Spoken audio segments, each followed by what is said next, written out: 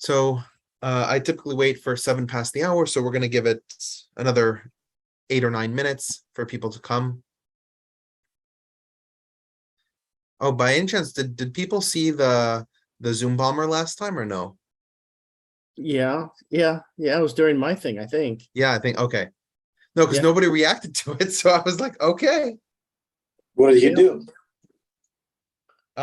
It was a porn video. Oh, you want me to turn off the No, it's fine. Like I think at this point, we all have our cameras up, so you can sort of turn that off. But yeah, I mean, I took care of it, and Mark just kept on going, so I thought like nobody noticed. So No, I noticed. and I it's not in the noticed. recording. well, you did guys refer to French, the guy misunderstood. So Yeah, I don't think so. But anyway, yeah. Any fun or excitement happened during the week?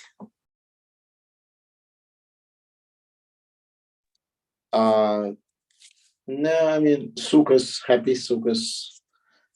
Yeah, exactly. That was Monday was a very fun Simchat Torah. Yeah.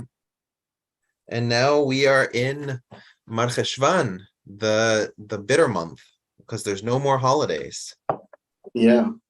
Oh, by the way, I don't know if you know, on 30th, we have a presentation on Herod the Great and Judean revolt. So if you're interested, definitely join. This is on Sunday? 29th. 30th, sorry. Okay. That would be a Monday, isn't it? No, Sunday. No, the 30th is a Sunday. Yes.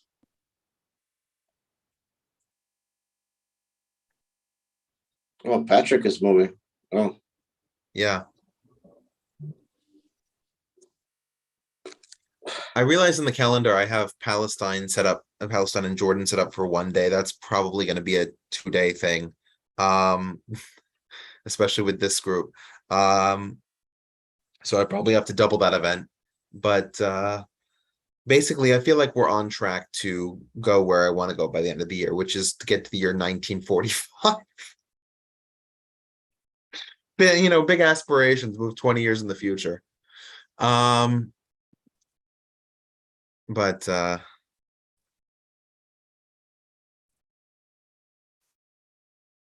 was sort of it. And when is the Ugaritic thing happening, Zach? Or did it already happen this last weekend? Saturday at 29th. Okay. Yeah, I also noticed that the shaman thing isn't up on the YouTube channel. Do you have to upload that, or he didn't want to record it? It's not happening until 15th of November. I actually misunderstood. It's being presented by another presenter. I thought it was supposed to be, but and then it's gonna be November 15th. So because there was a short on the channel with somebody. Which presentation was that then? Or is that that's from Jason. Yeah. Oh, that's from one of Jason's. Okay. Yeah, Jason Philosophy. Yeah.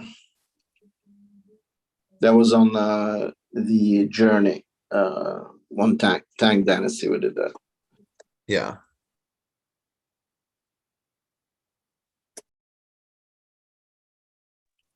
Hi, Patty. I actually want to say that because I was watching the Neural Science Jerusalem, Hebron, and Istanbul tour, which by the way was fantastic.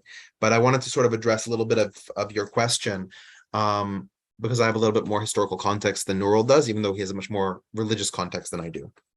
The shape of mosques in their typical design of the dome and the minarets on the side of that is based on the relationship between the various leaders in the Islamic world and the Orthodox churches. They modeled their construction techniques and technologies off of the Orthodox churches. But while that is the style of construction that most people are familiar with and is the one that people generally know, It's not the only way that mosques have been built. If you actually go to the city of Konya in central Turkey, and you see the historic Seljuk mosques, these are typically rectangular in footprint with straight sides and a flat roof, almost like you would think of an office building, right?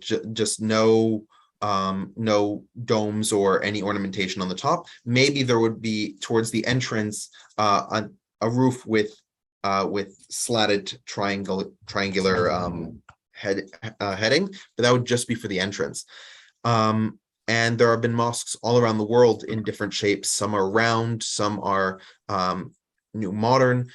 We have mosques that were built by the Lipka Tatars, which lived in what is today Ukraine. And the Lipka Tatars built their mosques like log cabins. So there's no requirement for what a mosque should look like. And as far as I'm aware, Muslims in the group may correct me if I'm wrong, I don't think there's any hadith about how a mosque should look, with the one exception that the Qibla, or the direction of prayer, has to be toward Mecca. Other than that, and so the imam, if an imam is presenting, would be on the Mecca-most side of the mosque. But beyond that, the Qibla is toward Mecca. There's no requirement for architecture of any mosque that I'm aware of. I hope, Patty, that that sort of answers the question you had about the shape of the mosques. And in many cases, right, you have to remember also that mosques were former churches, or former fire temples. Fire temples, it was harder to convert because of the shape of the temple was conducive to promoting and showing fire, which was a form of shirk. But most of the earliest mosques in the Islamic world were converted churches and fire temples, simply because the largest churches would be converted for the new conquering Muslim population. That's not to say that there was forcible conversion of all religious buildings. There certainly wasn't, or that Christians were forcibly converted or Zoroastrians were forcibly converted. As far as we can tell, there were instances of that, but they were few and far between. But that, Richard, that follows a pattern in the sense that Christian churches were often placed in over Roman or Greek temples, or holy sites of something, or sites that were deemed to be of some spiritual nature. So yeah, exactly. We see that, and it's not a Muslim, as you point out, it's not a Muslim phenomenon, it's not a Christian phenomenon. We see this in China as well, where if shrines are destroyed by one emperor or another, a different religious community will build a shrine in the same location because the location itself is sanctified. Yeah. And all right, Angkor Wat, they went back and forth between the Hindi and the Buddhists. Yeah, Buddhists and Hindus, exactly. Hindus, yeah. All right. So ready to begin?